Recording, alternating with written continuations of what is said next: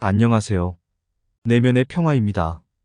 여러분은 남에게 배신감을 느낀 적이 있으신가요? 저 또한 믿었던 친구에게 상처를 받은 적이 있는데요. 그 당시에는 너무 힘들어 어찌할 바를 몰랐던 것 같습니다. 내가 잘 나갈 때는 주변에 많은 사람들이 호의적이지만 그 반대가 된다면 등을 돌리는 사람도 많아지는 것이죠.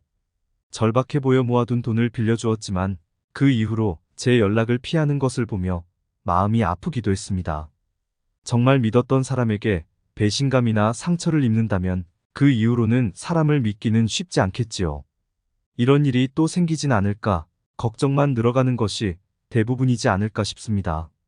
하지만 이런 안타까운 일이 생기기 전 미리 예방할 수만 있다면 얼마나 좋겠습니까? 많은 고전의 인물들이 말하길 배신하는 사람들은 특징이 있다고 말합니다. 마음에 큰 상처를 입기 전에 알아두시고 행복하게 살면 좋을 것 같습니다. 하나, 화를 내는 순간. 사람이 화를 내는 순간에는 이성적이기보다 감정적일 수밖에 없죠. 화를 내는 순간에는 어떠한 계산이나 생각 없이 본능적인 감정이 나오는 순간이니까요. 하여금 화를 내는 상황이 지극히 정상적이거나 당연한 상황이라면 문제가 없겠지요. 반대로 화는 내는 상황이 비상식적이고 누구나 인정할 수 있는 상황이 아니라면 그 사람의 내면은 삐뚤어져 있지 않은가 생각해 볼 수 있습니다. 유명한 철학자인 아리스토텔레스 역시 화를 내는 상황을 중요한 화두로 생각을 하였습니다. 사람이 올바르게 화를 내는 것은 너무도 어려운 일이라 그 철학적인 지침까지 주었던 것이죠. 둘, 의지박약한 사람. 친구와 약속을 잡았다고 가정해 봅시다. 친구는 걸핏하면 늦는지라 제 시간에 나오라 당부하였습니다. 하지만 친구는 차가 막혀 또 늦고 말았습니다. 이런 친구를 다그치지만 친구는 미안한 표정이 억울한 표정으로 바뀌게 됩니다. 차가 막힌 걸 자신이 어떻게 하느냐 말이죠. 미리 출발했어도 늦지 않고 올 수 있었을 텐데. 평소에도 늦는 친구라 믿음이 가지 않습니다. 그날은 차도 그렇게 막히지 않았습니다. 늦을까봐 약속 시간을 여유 있게 잡아도 집이 가까워도 결국 늦는 것입니다. 지각이 습관이 돼버린 것이지요. 하지만 더한 경우도 있겠지요.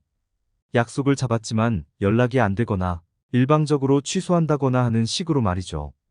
중요한 약속이라면 상대는 당황할 수밖에 없죠. 상대의 시간을 허비해버린 꼴이니깐요. 그러나 그들은 속인다거나 배신한다는 악의는 전혀 느끼지 않습니다. 본인들도 자신의 행동이 상대를 화나게 한다는 걸 그 죄책감을 갖지 않는 경우가 많다고 합니다. 억울한 나머지 변명만 늘어놓는 것이죠. 이러한 작은 습관이 커져 바늘 도둑이 소도둑이 된다고 하죠. 이런 사람들의 큰 특징은 약속을 어기거나 할 때 겉으로는 침울해하고 반성합니다. 그러나 이쪽을 향해 호소하는 것처럼 침울해하는 사람일수록 금방 잊어버리고 똑같은 일을 반복한다고 합니다. 배신하는 사람의 특징이 여기서 나오는데 자기만의 주관이 있지 않고 누군가에게 쉽게 휘둘리는 사람은 아무 악의도 없이 사람을 배신하고 그것을 반복하는 경향이 있다고 합니다. 그러니 이러한 사람들을 경계하셔야 할 것이죠. 3. 자기애가 강한 사람. 이러한 사람들은 의지방약한 사람과 달리 이기주의적 면모를 드러낼 수 있습니다. 이런 유형은 여성에게서 많이 볼 수 있는데 주위의 관심을 끌고 싶은 마음이 강하면 수단과 방법을 가리지 않습니다. 그 수단 중 하나가 배신인 것이죠. 자기 마음에 들지 않는 것이 있다면 당연한 권리로서 사람을 배신한다고 합니다. 주위에 피해를 주고 문제를 일으키지만 오히려 자신이 피해자라고 주장하는 꼴입니다. 극단적인 예로 매스컴 앞에서 자신의 결백과 심정에 대해 과장되게 말하는 범인은 이후 정신감정을 해보면 자기애가 강하다는 게 나올 정도입니다. 이렇듯 자신은 깨닫지 못하지만 상대를 쉽게 배신할 습관을 갖고 있는 경우가 많아 조심하는 것은 어떨까요? 4. 버림받을까 불안한 사람. 이런 사람은 어떤 사람일까요?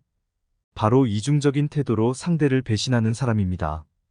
일반적으로 인간이 갖고 있는 긍정적인 감정과 부정적인 감정의 절대치는 같다고 합니다.